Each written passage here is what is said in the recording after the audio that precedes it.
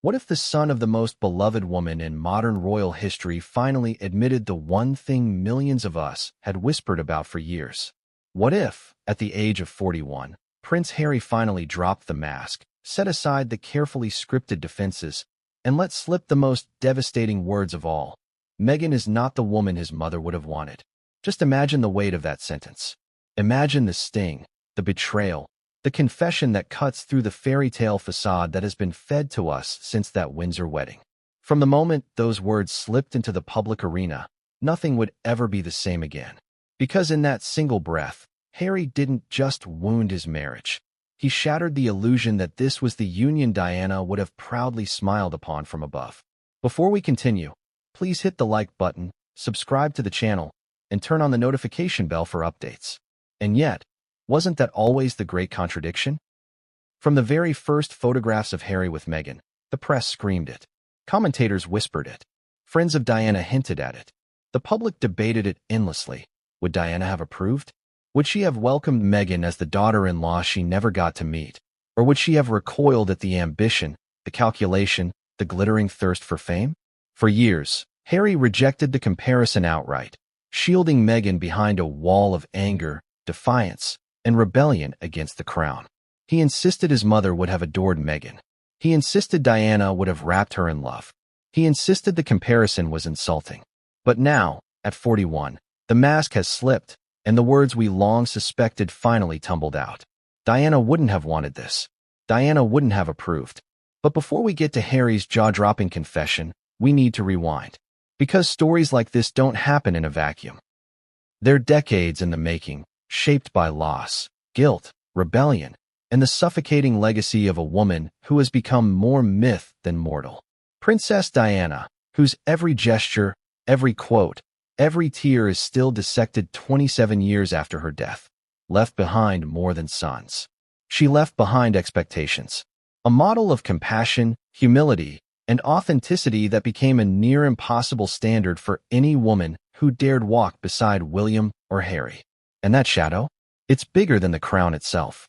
Let's ask the hard question directly. Did Harry ever truly choose Meghan? Or did he choose rebellion? Did he see Meghan for who she was? Or did he see her as the living embodiment of his fight against the royal system that took his mother away? That's the uncomfortable truth hiding under every headline, every Netflix special, every interview. Meghan was not just Meghan. She was a symbol, a weapon, a statement. And in the heat of that rebellion, Harry convinced himself Diana would have smiled on it. But deep down, he must have always known the truth would eventually come knocking. Think about it. Diana spent her life breaking protocol, yes, but she never sold her pain for profit. She fought to humanize the crown, not monetize it. She opened her arms to the forgotten, the sick, the lonely, not to Hollywood producers waving checks.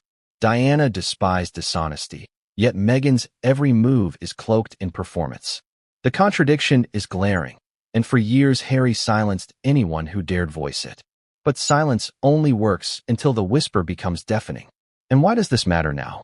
Because Harry is no longer the lost boy stumbling behind his mother's coffin. He's a 41-year-old man, a father of two, a husband, and a man exiled from his family and homeland. Midlife is unforgiving. It strips illusions. It forces reflection. And somewhere in those late-night reflections, perhaps in Montecito, perhaps after a fight, perhaps after the collapse of yet another business venture, the words slipped out. Meghan was not Diana's dream for her boy. She was Diana's nightmare realized. But before we dive into the confession itself, let's pause on the timing. Why now? Why, after years of defending Meghan with fiery rage, would Harry finally admit what so many suspected?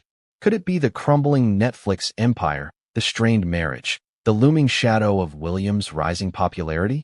Or could it be that Harry, finally away from the roar of palace machinery, finally listened to the quieter voice, the one that sounded eerily like his mother's? That's the hook. That's the moment. Because the timing isn't random. It's tied to a deeper unraveling of both Harry's marriage and his own identity. Ask yourself this. If Diana were alive, what would she have said when Harry introduced Meghan? Would she have embraced her, or would she have seen what others saw? The Hollywood polish, the ambition, the hunger for attention? Diana could spot falseness a mile away. She detested pretense. And yet Harry fought to convince the world Meghan was her reincarnation. That was his rebellion against William, against Charles, against the tabloids, against fate itself. But rebellion always cools. Fire burns out. And when it did, Harry was left with ashes, and the ghost of his mother whispering the truth he could no longer ignore. Now, here's where the story takes its sharpest turn. Because Harry's confession doesn't just tarnish Meghan, it redefines Diana's legacy. For years, Meghan has been painted in Diana's image, the humanitarian, the rebel, the victim of the palace machine. But Harry's words rip that mask off. He tells us what we suspected all along, that Meghan is not Diana's heir, but her opposite. And in doing so, he aligns himself back with the very legacy he once tried to rewrite. And that's why this story matters. Not because of another headline about Meghan's alleged ambition, not because of another scandal about Harry's estrangement, but because, for the first time in years, Harry himself has admitted the fracture between his mother's values and his wife's actions. It's a moment of clarity, a rare truth in a saga built on spin. And it forces us all to ask, if Diana would not have approved, what does that mean for the future of Harry's marriage? His children? His legacy? But here's the real cliffhanger. Harry's confession may have shocked us. It may have angered Meghan. It may have vindicated William. But what came next, what the palace did with those words, would change everything. And no one saw it coming. What happens when a single sentence spoken by a prince becomes a weapon in the hands of an institution that has mastered the art of spin for centuries? Harry's words, that Meghan was not the woman Diana would have wanted, did not stay confined to whispered conversations. They slipped, leaked, spread. And the palace, always listening, always waiting, seized on it. But let's rewind just slightly. Imagine the scene.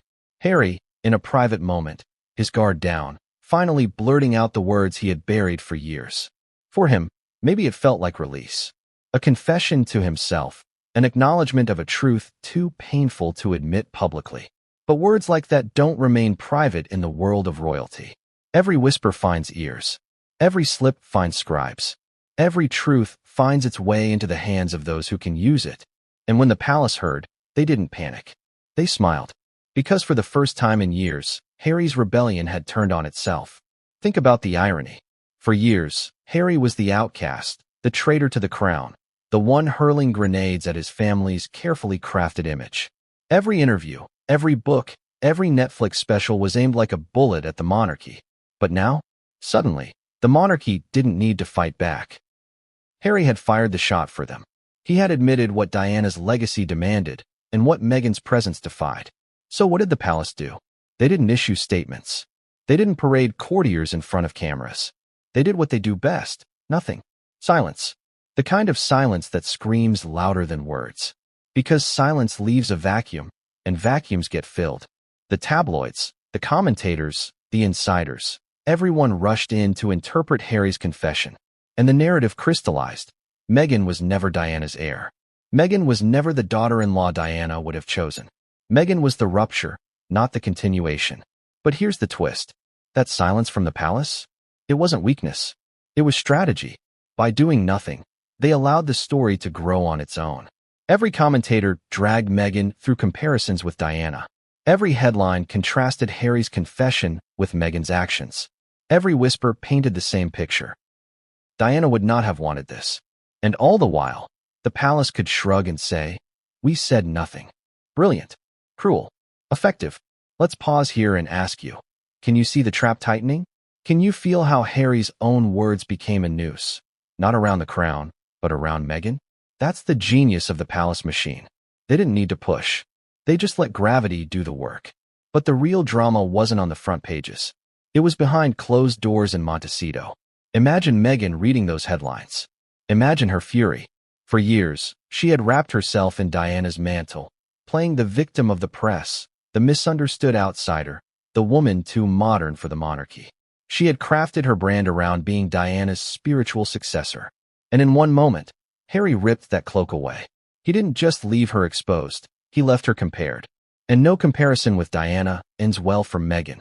Now here's where the contradictions pile up. Meghan's defenders rushed out with their counter-narratives. Diana herself had struggled. Diana would have empathized with Meghan's battles. Diana would have understood the pain. But that argument rang hollow after Harry's words. Because if her own son, the boy Diana called her Little Spencer, admitted his mother would not have approved, who could argue otherwise? The emotional impact here is brutal. Meghan built her identity in the royal world on the illusion of Diana's approval. Without it, what is she? Just another royal spouse, but one without the dignity, humility, or restraint that Diana embodied. The contradiction becomes unbearable, and it leads us to the question, did Meghan ever truly understand what Diana represented, or did she only see the crown's most vulnerable weak spot? And Harry? Don't think for a second this confession was easy. For him, this was betrayal on two fronts. Betrayal of his wife, yes, but also betrayal of his rebellion. For years he swore Meghan was everything his mother would have cherished. By admitting otherwise, he betrayed his past words, his own defiance. Can you imagine the guilt? Can you imagine the shame? But here's the irony. In betraying Meghan, he finally honored his mother. That's the knife's edge Harry now walks. Now, the palace's silence may have been strategic, but behind the walls of Windsor and Clarence House, there was celebration. Quiet celebration, but celebration nonetheless. To them, Harry's words were a gift. Because with that single admission, he cracked the foundation of Meghan's entire story. The institution no longer looked like the enemy trying to silence Diana's heir. Instead, it looked like the guardian of Diana's memory, watching as Harry himself confirmed what they had known all along. But don't be fooled. This wasn't just about public perception. Inside the palace, those words became ammunition. Ammunition for William, ammunition for courtiers, ammunition for anyone who had doubted Meghan from the start. Imagine the hushed conversations. Harry's finally realized. Harry sees it now. Diana would never have wanted this. These weren't just whispers, they were validation. The vindication of every warning William gave, every doubt Charles expressed, every cautionary tale whispered by Diana's old friends. And yet, as powerful as those words were, they opened a dangerous door. Because if Harry could admit this once, what else might he admit? What else might slip out in a moment of honesty? For the palace, that was both thrilling and terrifying. Thrilling because Harry was finally breaking rank, not against them, but against Meghan. Terrifying because no one knew how far he might go once the dam had broken. And that's the cliffhanger we stand on now. Harry's confession didn't just shake his marriage. It didn't just vindicate his family. It lit a fuse. A fuse that would burn its way through Montecito, through Hollywood, through the very heart of Meghan's carefully crafted image. The question is, when the explosion comes, who will it destroy first? Meghan, Harry, or the monarchy itself? What happens when a fuse is lit, but nobody knows how long it will burn before the explosion? That's exactly the question that haunted Harry and Meghan's Montecito mansion after his words escaped into the world. One sentence, spoken in a moment of brutal honesty, had the power to unravel years of carefully curated narratives. The world was asking, had the fairy tale finally ended, and had Diana's ghost finally spoken through her son? But let's look closer. Because Harry's confession wasn't just a soundbite, it was a crack in the foundation. And cracks spread. They don't stay small. They travel. They split the structure. They eventually bring down walls. Think about the image Harry and Meghan built together after leaving the monarchy. They weren't just royals, they were rebels. They weren't just parents, they were protectors. They weren't just celebrities, they were humanitarians wrapped in Diana's halo. Every interview, every deal, every appearance leaned on the suggestion that Diana would have stood proudly behind them, that she would have nodded at Meghan's courage, that she would have adored her grandchildren as proof her legacy lived on. And now? Now Harry himself had admitted the opposite. So what do you think Meghan did next? Do you imagine she stayed silent? Meghan silent? No. Silence has never been her weapon. Spin is. So while Harry sat with the weight of his guilt, Meghan scrambled for the story. Phone calls to PR advisors. Strategy meetings with Hollywood friends. Conversations with sympathetic journalists. The mission? Damage control. Rebuild the image. Twist Harry's words into something that didn't spell betrayal. But here's the problem. Damage control only works if people believe the foundation is intact. And when it comes to Diana, the foundation is sacred. No amount of spin can erase the contradiction between Diana's values and Meghan's actions. Meghan's defenders tried to reframe the story, Diana was also misunderstood. Diana also suffered. Diana also faced press cruelty. But that comparison collapses when placed beside Harry's own confession. Because who knew Diana better? Her son or Meghan's publicists? Here's the irony, though. Meghan's anger wasn't just at the palace or the media. It was at Harry himself. Behind closed doors, the tension must have been unbearable. Imagine the confrontation. Meghan demanding, "How could you say that?" Harry, head in hands, whispering, "Because it's true." That's not just a marital argument. That's a rupture. And ruptures, once formed, don't heal easily. Let me ask you directly. If your partner admitted to the world that you are not who their late, beloved parent would have wanted, could you ever recover? Could you ever look at them the same way? Could Meghan? That's the poison Harry's confession dripped into their marriage. Meanwhile, the palace sat in silence. But William? William wasn't silent. Reports swirled of his reaction. And here's where the story twists again. Because for years, William had been the one warning Harry. He had been the cautious brother, the skeptical heir, the protector of Diana's legacy. He told Harry not to rush, not to mistake passion for permanence, not to confuse rebellion with love. Harry resented it. Harry saw it as arrogance. Harry turned it into a wedge between them. But now William's words looked prophetic. And can you imagine how that felt for William? To hear his brother, after years of fighting, finally say the words he had warned him about from the beginning? For William, it was vindication, but it was also grief. Because vindication in this case didn't mean winning. It meant his brother had finally learned the hardest lesson of all, but at the cost of everything. Now, let's not forget the press. The tabloids feasted on this like wolves. For years, they had painted Meghan as the villain, Harry as the fool, and Diana as the saint. Harry's words gave them their perfect headline. Harry admits Meghan, not Diana's choice. Can you see it?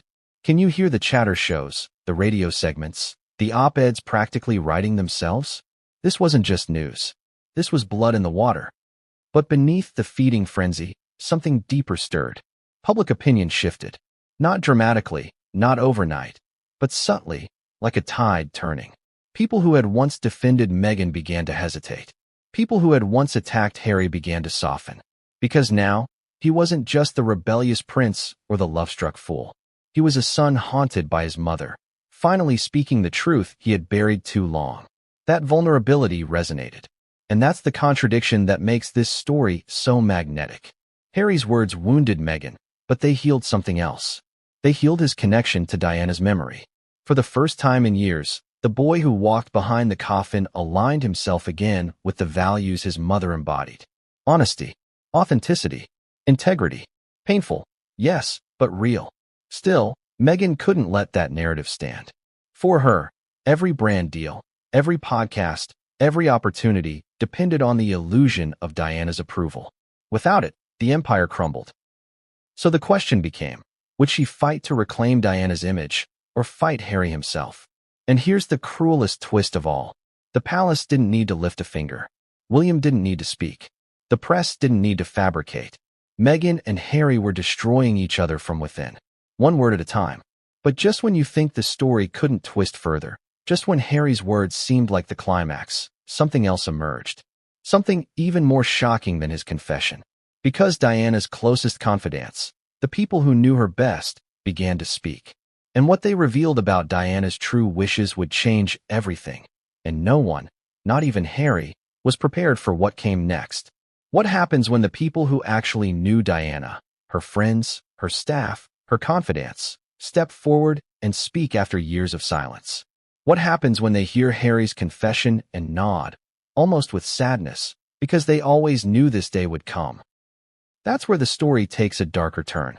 Because while Harry's admission may have been raw and shocking, the voices that followed confirmed it in ways that stripped away any lingering doubt.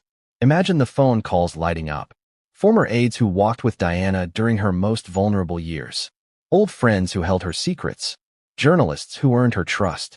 Suddenly, one by one, they began to break the unspoken rule.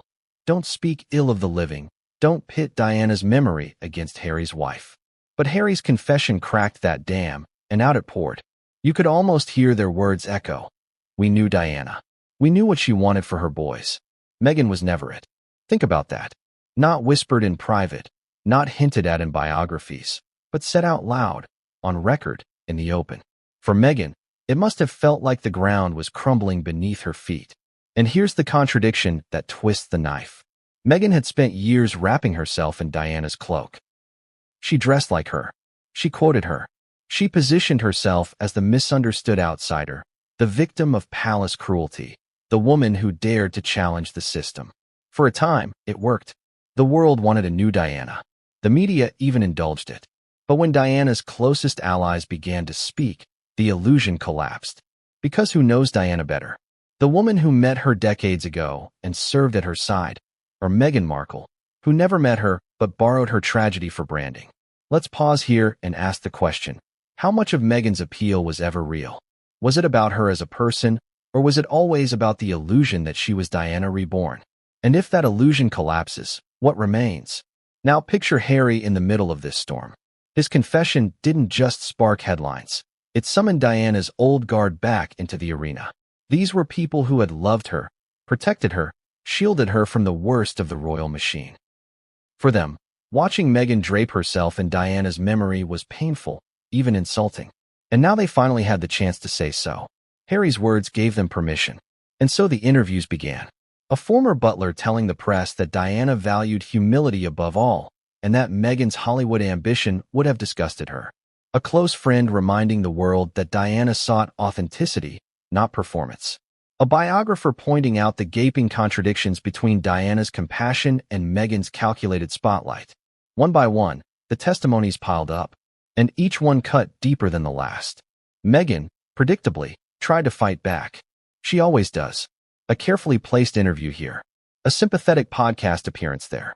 Subtle digs about misunderstandings and racism and unfair comparisons.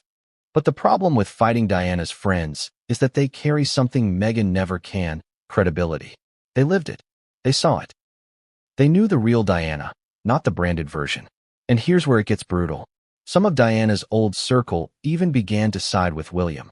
Yes, William, the brother Meghan once hinted was cold, unwelcoming, even cruel.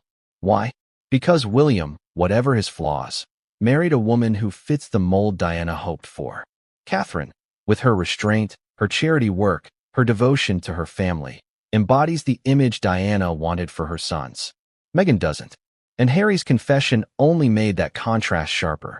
Let's inject some irony here. Meghan once said she never looked up William and Kate before meeting Harry. She claimed ignorance of royal traditions, ignorance of the family's dynamics. But can you believe that? Can anyone truly believe Meghan Markle, a Hollywood actress with internet access, didn't know who William and Catherine were? Of course she knew. And perhaps she knew she could never compete with Catherine in Diana's shadow. So instead, she tried to redefine Diana in her own image, modern, outspoken, controversial. But the testimonies of Diana's friends shredded that attempt. Now, step back for a moment. Why does this matter? Because legacy in the royal family is currency. Diana's memory isn't just sentimental. It's power. It's influence. It's the one thing that can sway public opinion even decades after her death. Meghan knew this. Harry knew this. The palace knew this. And when Harry finally admitted the truth, that currency shifted hands. Suddenly, Meghan no longer held Diana's halo. It returned to William, to Catherine, to the monarchy itself. And Harry, in his confession, became the bridge that carried it back. The emotional fallout? Staggering. Meghan isolated. Harry torn. The palace emboldened. The press ravenous. And Diana's friends? They became the jury, and their verdict was clear. But here's the question you have to ask yourself. If Diana's closest confidants were willing to step out of the shadows now, what else are they holding back? What other truths about Diana's wishes have remained unsaid? Because Harry's words didn't just open the door to comparisons. They opened Pandora's box. And what tumbled out next would shake not just Harry and Meghan, but the entire story of Diana's legacy. What if Pandora's box wasn't just filled with whispers, but with truths Harry had spent his entire adult life trying to avoid? That's exactly what happened when Diana's old confidants began to peel back the curtain. Because once the first voice spoke, others followed. And with each new revelation, the image of what Diana truly wanted for her sons became clearer and more damning for Meghan. It started small. A former aide, Someone who had once walked beside Diana on countless charity visits shared an old conversation. Diana, they said, dreamed of her sons marrying women who understood the weight of responsibility. Women who wouldn't crave the spotlight for themselves, but who would shine it on others. Does that sound like Meghan to you? The audience doesn't even need the answer. The contradiction screams. Then came another voice. A close friend of Diana's recalled her saying she hoped Harry would marry someone kind-hearted, without an agenda. A woman who would love him for who he was, not what he represented. Someone who would help ground him, not propel him into chaos. Can you feel the sting of those words? Because suddenly Harry's confession wasn't just his truth, it was the fulfillment of Diana's own warnings. But here's where the story twists in an unexpected way. These testimonies didn't just confirm suspicions about Meghan. They also forced Harry to face himself. Because if Meghan was not the woman Diana would have wanted, then what did that say about Harry's choices? About his rebellion? About his determination to reject his brother's advice and prove the world wrong? Suddenly the mirror turned, and what Harry saw in it was not Meghan, but his own flaws, his own desperation, his own refusal to listen to the echoes of his mother's wisdom. Let's pause here. Imagine being Harry. For years, you built a castle on the foundation that your mother would have adored your wife. You defended her with that belief. You lashed out at your family, the press, even the public with that belief. And then, at 41, you admit the foundation was sand. The castle collapses, and all that's left is rubble, and the truth you spent decades denying. Meanwhile, Meghan was fighting her own war. But this time, her weapons seemed dull. Every time she tried to reclaim Diana's narrative, another voice stepped forward to contradict her. Every time she hinted at parallels, someone who had known Diana said otherwise. For the first time, Meghan was not the victim of a palace smear campaign. She was the victim of history itself. History told by those who had lived it. And the public? They couldn't look away. The story became addictive. On social media, hashtags trended. Comment sections exploded. Talk shows debated. Would Diana have approved? Became the question of the moment. And the more people debated it, the clearer the divide became. On one side, Meghan's dwindling defenders, clinging to the argument that Diana would have empathized. On the other, a growing chorus pointing to Harry's own words as the ultimate verdict. But here's where irony cuts deepest. Meghan had once believed Diana's memory would shield her from criticism, that the association would make her untouchable. And for a while, it worked. But now, that same memory became her greatest accuser. Diana's ghost didn't protect Meghan, it exposed her. And what of William? Reports suggested he was quiet, almost too quiet. But insiders hinted he felt a grim satisfaction. He had tried to warn Harry. He had shouldered the burden of protecting Diana's legacy while Harry tore it apart. Now, with Harry finally admitting the truth, William didn't need to gloat. The silence said it all. And the palace, always strategic, let William's restraint speak louder than any statement could. Now here's a question for you. If Harry has finally admitted that Meghan is not the woman Diana would have wanted, what does that mean for his children? For Archie and Lilibet? Because Diana's approval was not just about a spouse. It was about the kind of family her sons would build. And if Meghan doesn't fit Diana's vision, then what legacy are Harry's children inheriting? That's the shadow looming over all of this. The shadow no spin can erase. And yet, the story still doesn't end there. Because the more people from Diana's past spoke out, the more another, even more unsettling narrative began to emerge. Not just about what Diana would have wanted, but about what she had feared. And those fears, long buried, connected directly to Meghan in ways too chilling to ignore. What if Diana, decades before Meghan ever entered Harry's life, had already seen her coming, not in name, but in type? That's the chilling suggestion that began to surface as Diana's old fears, long tucked away in diaries, interviews, and whispered confidences, bubbled back into the conversation. And when people pieced it together, the parallels were unnerving. Diana, in her most candid moments, spoke often of the dangers that would stalk her boys once she was gone. She worried about opportunists. She feared women who would see William and Harry not as men, but as golden tickets, paths into the monarchy, the spotlight, the wealth, the power. To her closest friends, she confessed, "I want them to marry for love, not for the crown. Never for the crown." Think about that. She was warning them, and the world, of exactly the kind of union Harry eventually stumbled into. Can you imagine the weight of that realization? Harry, now 41, admitting that Meghan is not who his mother would have wanted, and suddenly realizing Diana had anticipated this very outcome. A mother's warning echoing from the grave. A prophecy fulfilled. That's not just regret, that's haunting. Let's ask ourselves directly. Did Harry ever choose Meghan out of pure love, or was it defiance wrapped in infatuation? Was she the comfort he sought, or the rebellion he craved? The answer matters, because Diana's fears centered on one truth. Her sons would always be vulnerable to those who wanted them for what they represented, not who they were. And Meghan? The critics argue she fits that warning like a glove. Now, think about the contradictions that make this story so gripping. Meghan has always painted herself as the victim, the outsider crushed by the machinery of monarchy. Yet Diana's fear wasn't of women who would be crushed. It was of women who would manipulate. Women who would wield victimhood as a shield while advancing their own agendas. When Harry confessed his mother wouldn't have approved, he wasn't just voicing doubt. He was validating Diana's prophecy.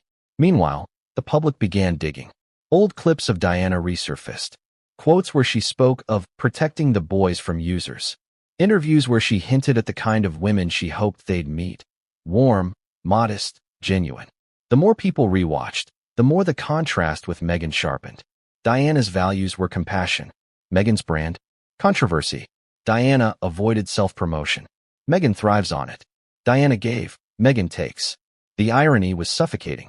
And let's not ignore the emotional fallout for Harry. Because to admit this truth wasn't just to wound Meghan. It was to acknowledge that he had ignored his mother's warnings. Imagine the guilt. The regret.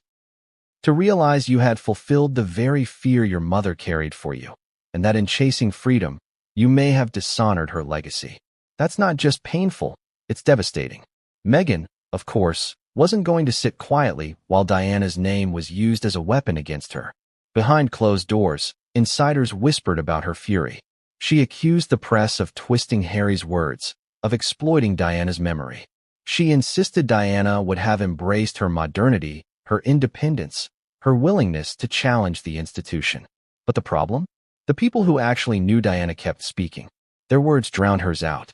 And once Harry himself had confessed, Meghan's rebuttals sounded hollow. Here's the irony. Meghan always believed Diana's memory was her greatest shield. But with one slip from Harry, that shield became a sword, and it was pointed at her. The comparisons she once courted now condemned her. The legacy she once leaned on now rejected her. And then came William. Imagine the silence of a man who didn't need to say a word.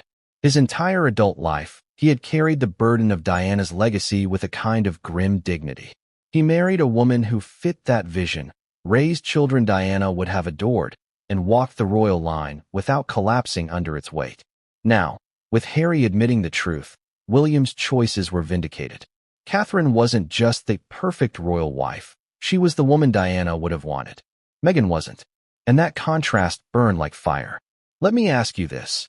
If you were Meghan, could you survive in a marriage where your husband admits his mother would have disapproved of you, while his brother's wife is held up as the shining ideal? Could you survive in a narrative where the world compares you not just to Diana, but to Catherine, and you lose both comparisons? That's the noose tightening around Meghan's image. But the story doesn't stop there. Because just as the conversation seemed to settle into one of legacy and comparison, another revelation emerged. This one wasn't from Diana's friends. It wasn't from William. It wasn't even from the press.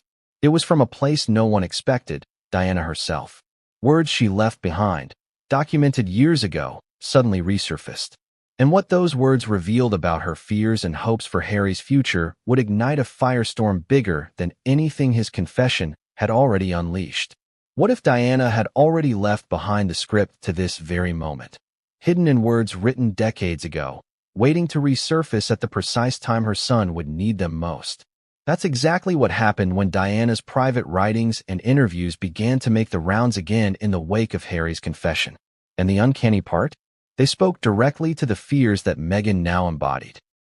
In one diary entry, revealed years after her death, Diana had written about the kind of women she hoped her sons would marry. She didn't describe beauty. She didn't describe glamour. She didn't even describe rank. She wrote about character. She wrote about kindness, humility, and a heart devoted to service. And she warned explicitly, of women who might be seduced by the power of the crown rather than the responsibility of it. Let that sink in. Doesn't it sound like she was sketching Meghan in negative space? But it gets even more chilling. In her infamous Panorama interview, the one that shook the monarchy to its core, Diana said she wanted to be remembered as a queen of people's hearts.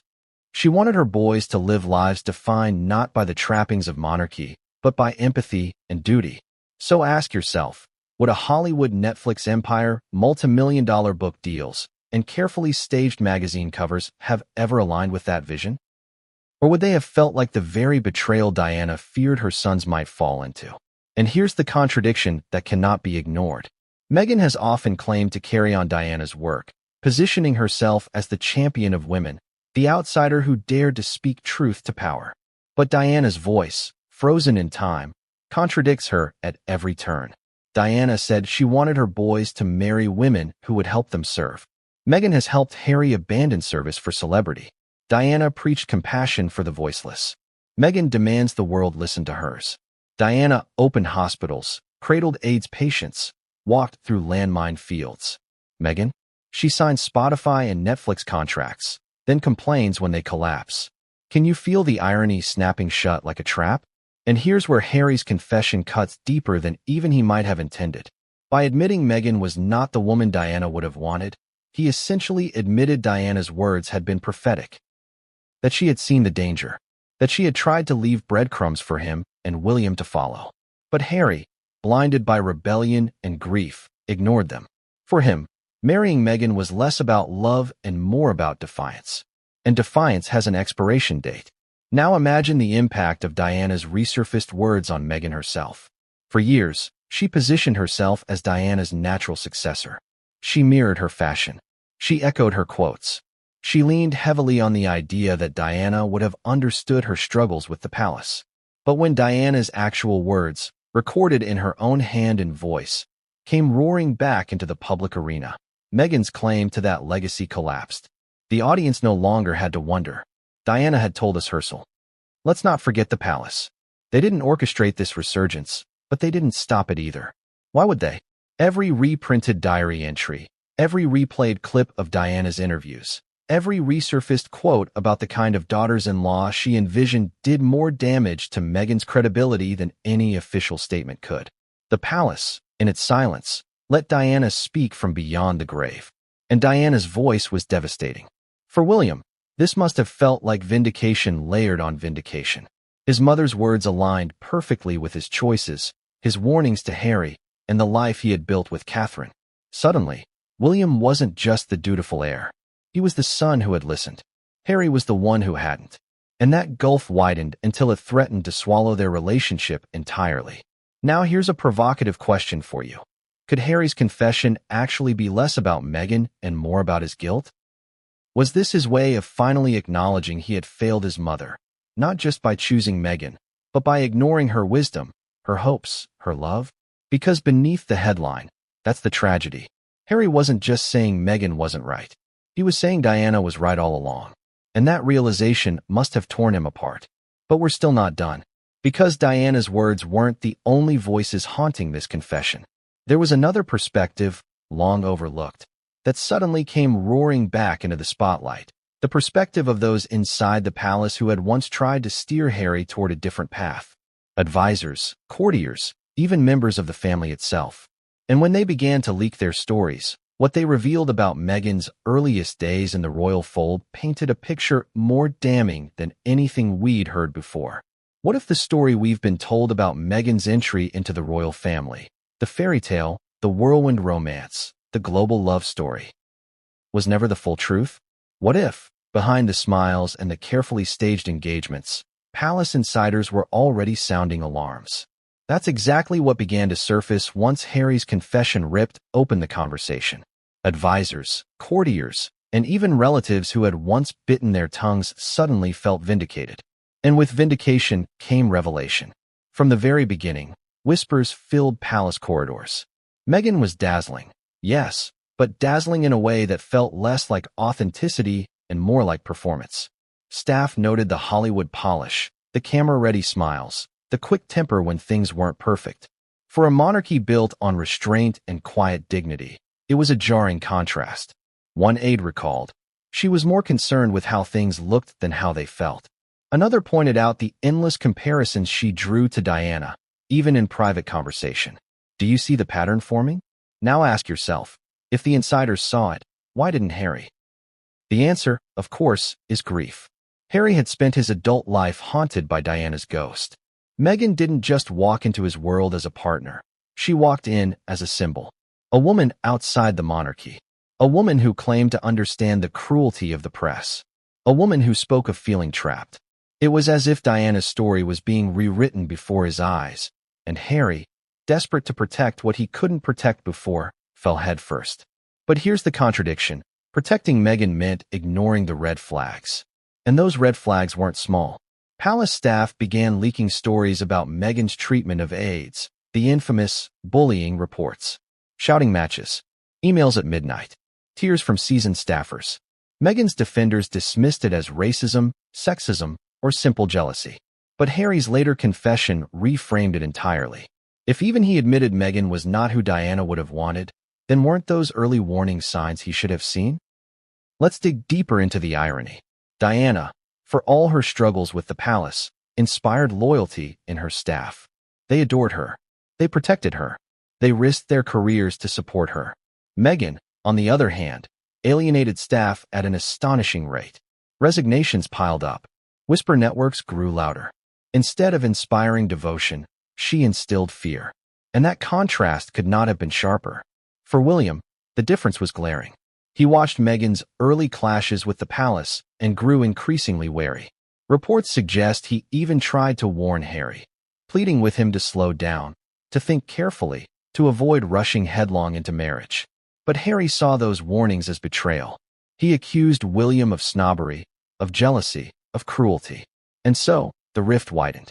Yet in light of Harry's confession, those warnings no longer look arrogant. They look prophetic. The press, ever eager to fan the flames, began resurrecting those old stories.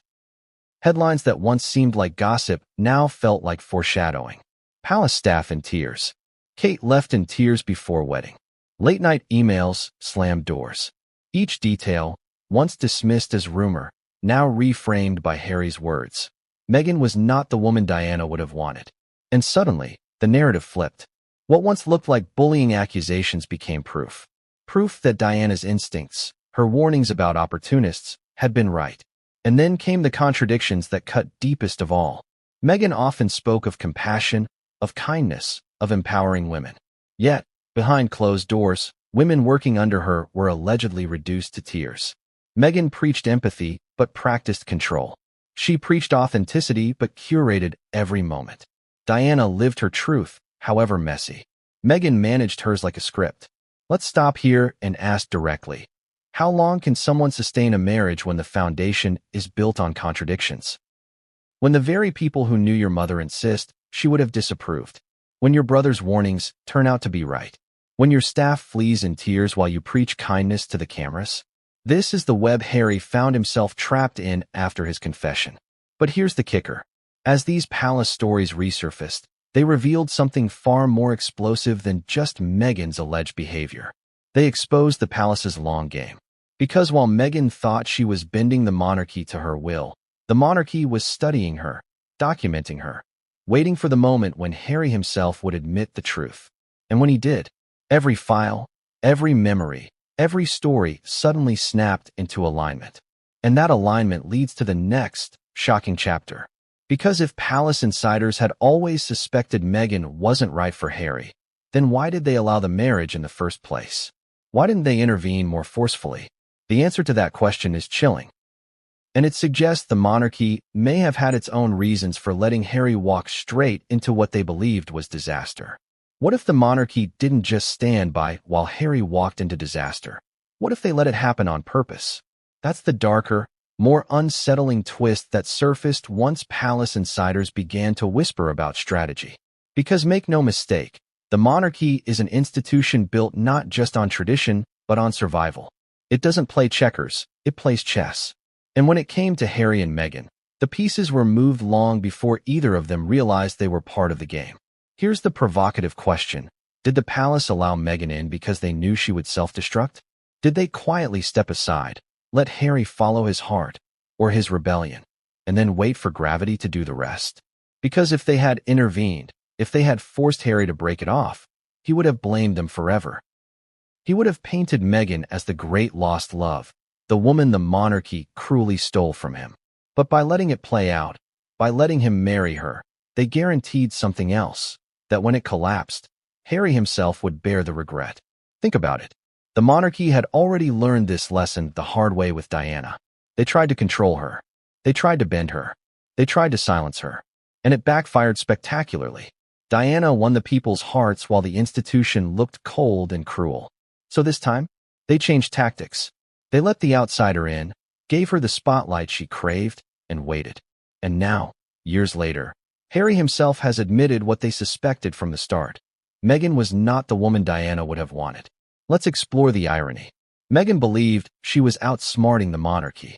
She thought she had turned Harry into her shield, her weapon against the crown. But in reality, the crown had turned her into theirs.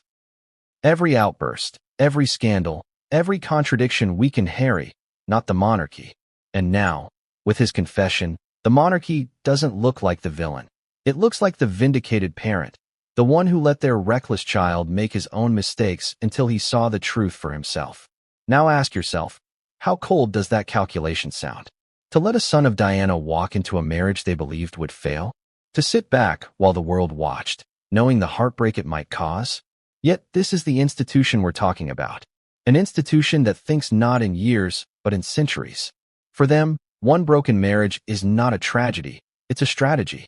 And Harry, unwittingly, has played right into it. By confessing Meghan is not the woman his mother would have wanted, he has delivered the palace the ultimate prize, vindication. William looks wise. Catherine looks saintly. Diana's legacy is preserved on the side of the monarchy, not in Montecito. And Harry? Harry looks like the prodigal son who finally realized the truth too late. But don't think for a second Meghan would accept that quietly. Behind the scenes, her fury was volcanic. To her, the idea that the monarchy allowed this from the start is betrayal on a scale even she couldn't have imagined. Because if true, then she was never the threat she thought she was. She was the tool. And nobody, especially Meghan Markle, wants to realize they've been used. Here's the contradiction that twists the knife.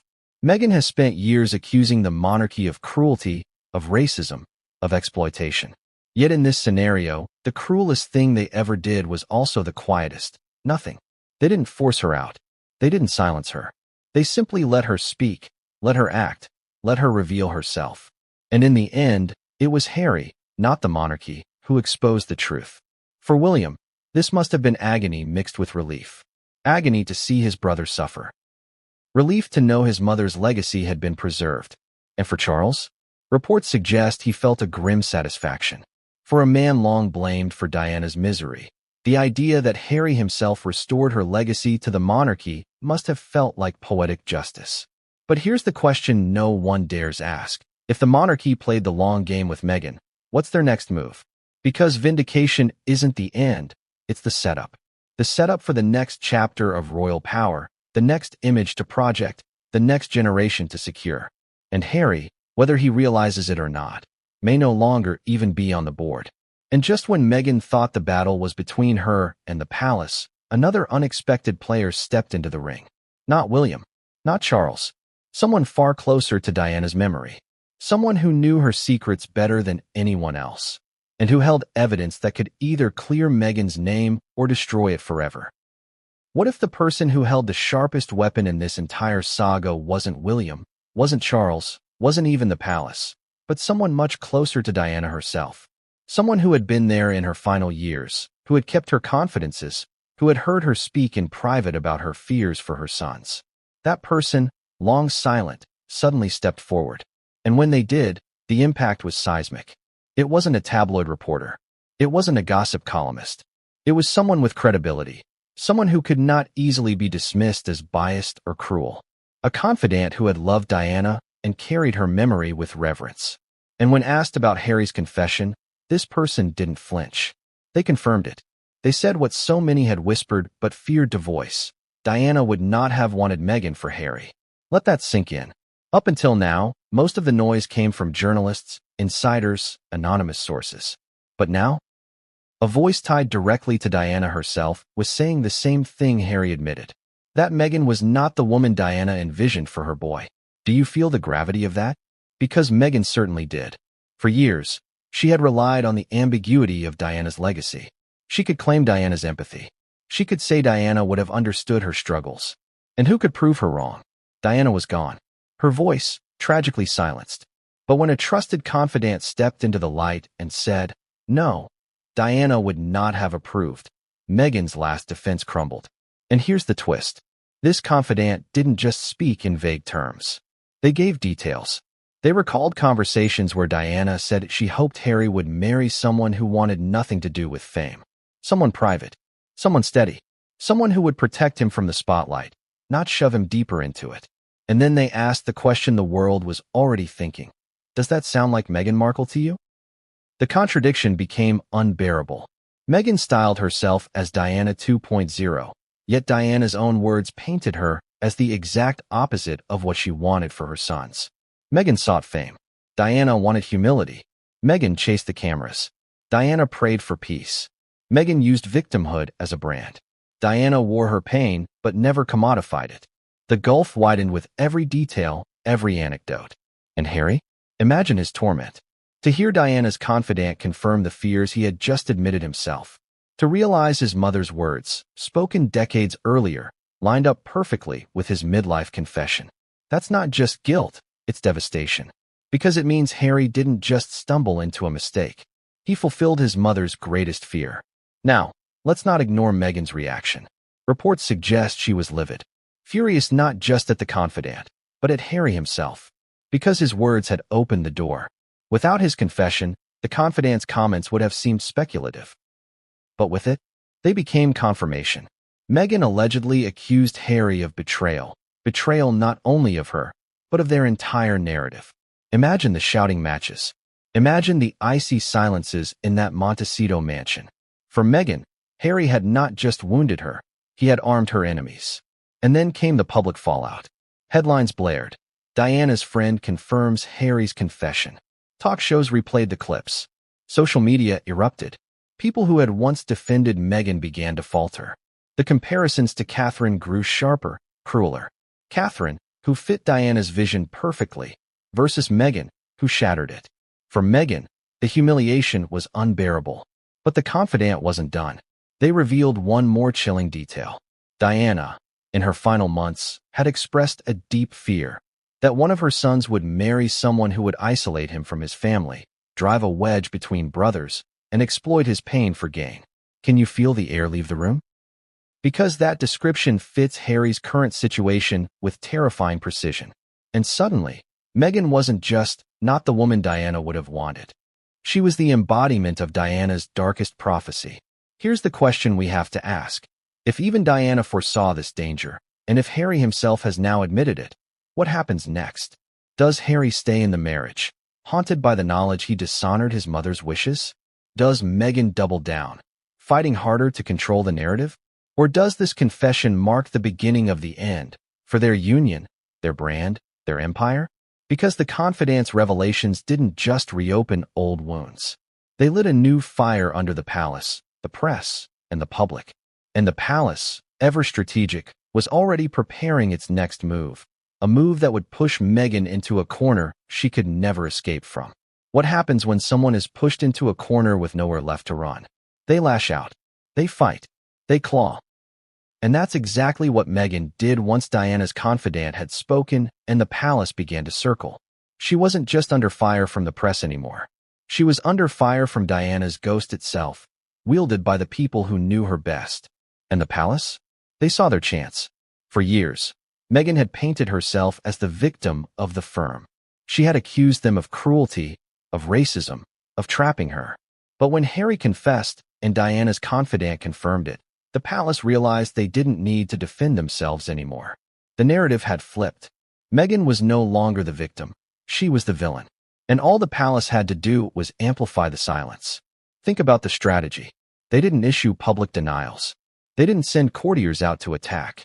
Instead, they released small, subtle messages, briefings to friendly papers, quiet nods in official speeches, little gestures at public events. Catherine wearing one of Diana's jewels. William mentioning Mom in a speech about duty. Charles praising the values Diana cherished. None of it attacked Meghan directly. All of it reminded the world Diana's spirit lived with them, not in Montecito. The contrast was brutal. While Meghan scrambled to defend herself with interviews and subtle digs, the palace stood calm, dignified, bathed in Diana's memory. Who do you think the public sided with? The woman lashing out, or the family quietly embodying the legacy of Diana Spencer? Now here's the irony. Meghan always believed she could beat the palace by controlling the narrative. She thought she could weaponize Diana against them. But in the end, it was Harry himself who handed Diana back to the monarchy. His confession gave them the moral high ground they had lacked for years. And Meghan, for all her sharpness, couldn't take it back. Let's pause here and ask a question. How do you fight against a ghost? How do you fight against the memory of a woman who is loved more than you will ever be, who has become untouchable, saint-like, immortalized in the world's imagination? Meghan couldn't win that battle. Every time she tried, she looked smaller, pettier, less authentic. The harder she fought, the more the public saw the truth Harry had already admitted. Meanwhile, behind closed doors, the tension between Harry and Meghan was reaching a breaking point. Friends whispered about arguments that stretched late into the night. Meghan accusing Harry of betrayal, Harry accusing Meghan of twisting his life into chaos. Imagine the bitterness. Meghan, furious that Harry's slip had armed her enemies. Harry, crushed by guilt, torn between the woman he married and the mother he lost. That isn't just marital strife, that's tragedy playing out in real time. And the children? Archie and Lilibet became pawns in the middle of this storm. Meghan insisted she was protecting them from the toxicity of the monarchy.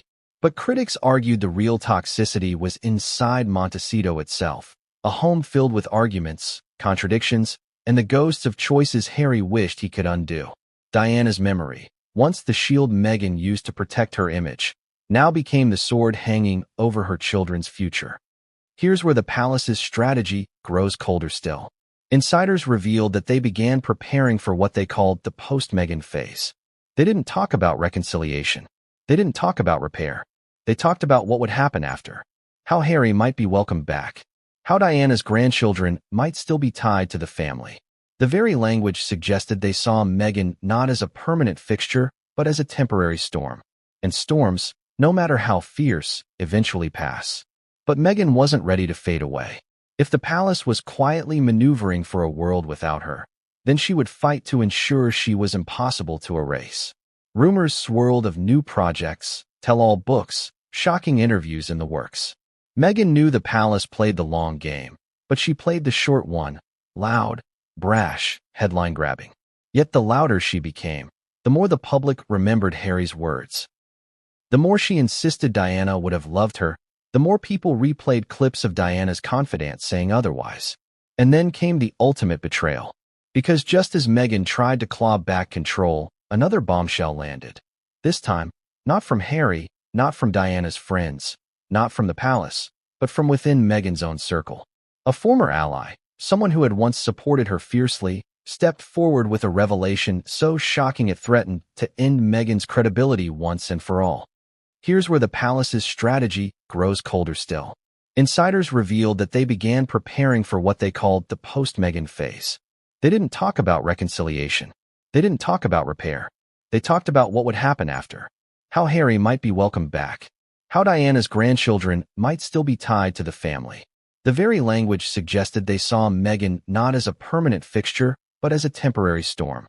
And storms, no matter how fierce, eventually pass. But Meghan wasn't ready to fade away. If the palace was quietly maneuvering for a world without her, then she would fight to ensure she was impossible to erase. Rumors swirled of new projects, tell-all books, shocking interviews in the works. Meghan knew the palace played the long game, but she played the short one, loud, brash.